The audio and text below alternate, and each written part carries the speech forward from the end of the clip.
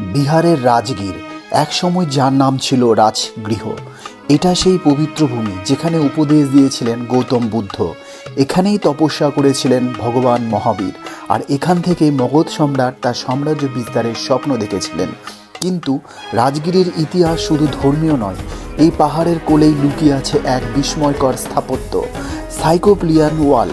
প্রায় 2400 থেকে 2500 বছর আগে মগধ সাম্রাজ্যের রাজধানী রাজগীরকে সুরক্ষিত করার জন্য গড়ে তোলা হয় এই বিশাল সুউচ্চ প্রাচীর।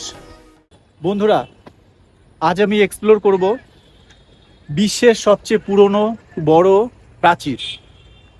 আপনারা সবাই জানেন যে বিশ্বের সবচেয়ে বড় এবং পুরনো প্রাচীর চীনের প্রাচীর, কিন্তু না, চীনের প্রাচীরের থেকে এ প্রাচীর প্রায় 300 বছর আগের পুরনো, যা আমাদের ভারতের বিহার রাজ্যেই অবস্থিত। হ্যাঁ, আজ আমি আলোচনা করব সেই সাইকোপ্লিয়ান ওয়াল, যেটা রাজগীরেই বর্তমান। এইটি চীনের প্রাচীর যখন নির্মিত হয় তার থেকেও প্রায় 300 বছর আগের পুরনো এই প্রাচীর। আর আমরা সকলেই জানি যে রাজগীর, নালন্দা জেলার রাজগীর ছিল মগধ, আর এই মগধের রাজধানীর রাজা ছিলেন বিম্বিসার। রাজা বিম্বিসার তার পুরো রাজত্ব রাজগীরকে রক্ষা করার জন্য এই বিশাল সুউচ্চ প্রাচীরটি নির্মাণ করেন। রাজগীরকে ঘিরে থাকা 5 পাহাড়, বৈভারগিরি, বিপুলাগিরি, রত্নাগিরি, উদয়গিরি এবং সোনগিরি, এই পাহাড়গুলোর গা বেয়ে শীর্ষ ভেদ করে নির্মিত হয়েছিল এই দুর্ভেদ্য দেওয়াল। এই প্রাচীর নির্মাণ শুরু করেছিলেন মগধের সম্রাট বিম্বিসার এবং এই প্রাচীরের সম্পূর্ণ কাজ শেষ করেছিলেন তার পুত্র অজাতশত্রু। ভারতের এই বিহার রাজ্যকে বলা হয় ইতিহাসের খনিজ ভাণ্ডার, যেখানে বিশ্ববিখ্যাত কিছু ঐতিহাসিক স্মৃতিসৌধ আজও আমাদের বিস্ময় জাগায়। বিশ্ববিখ্যাত নালন্দা বিশ্ববিদ্যালয়, বিক্রমশিলা বিশ্ববিদ্যালয়ের করুণ ইতিহাস আমরা সকলেই জানি, যার জন্ম এই বিহারের বুকেই। আর তারই মধ্যে এই নালন্দা ডিস্ট্রিক্টের রাজগীর যেন এক ঐতিহাসিক শহর, যেখানে পরতে পরতে ঐতিহাসিক চিহ্নের ছাপ দেখা যায়। আর রাজগীরের এই সাইকোপ্লিয়ান ওয়াল শুধু রাজার প্রসাদ রক্ষার জন্যই নয়, পুরো রাজগীরবাসীর জীবন সুরক্ষার জন্যই নির্মিত হয়েছিল। বাইরের বৈদেশিক শত্রুর হাত থেকে রাজগীরকে রক্ষা করার জন্য রাজা বিম্বিসার এই পরিকল্পনা করেছিলেন।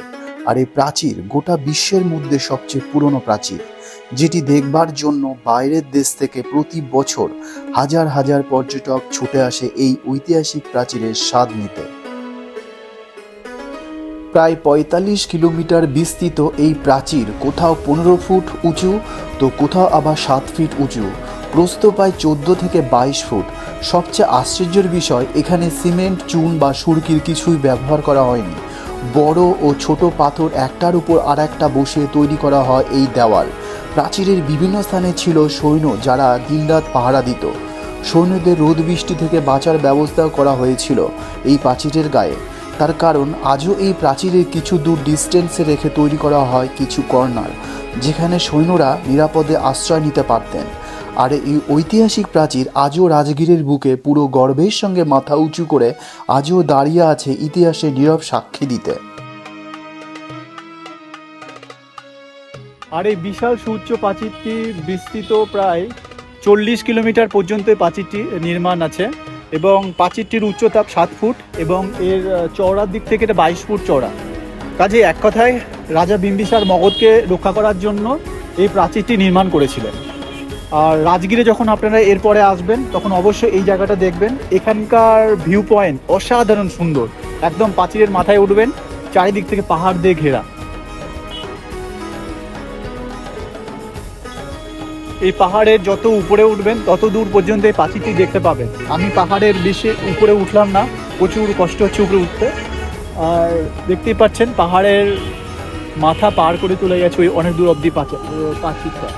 আর এখানকার যে ভিউ পয়েন্ট অসাধারণ, চারিদিক থেকে মানে জায়গাটা চারিদিক থেকে পাহাড় দিয়ে ঘেরা।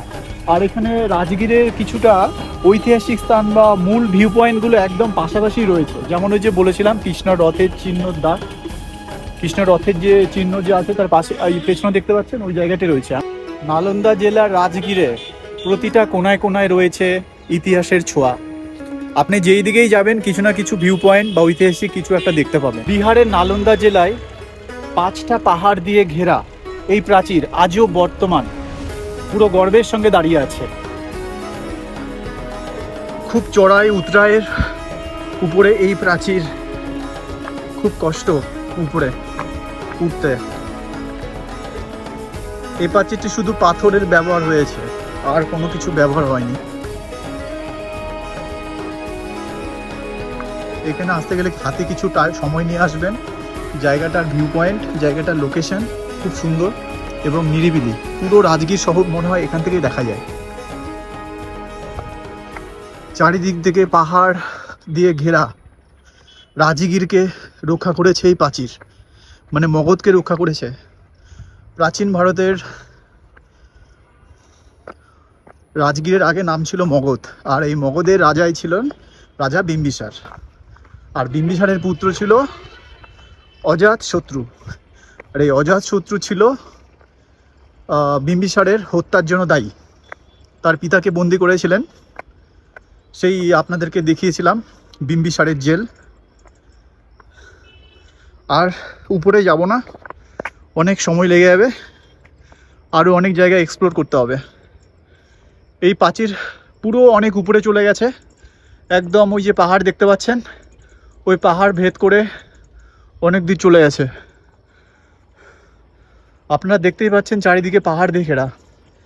আর সেই পাহাড়ের উপর দিয়ে এই প্রাচীরটি তৈরি করা হয়েছিল মগধের আমলে। তাহলে তখনকার দিনেও ইঞ্জিনিয়ার ছিল।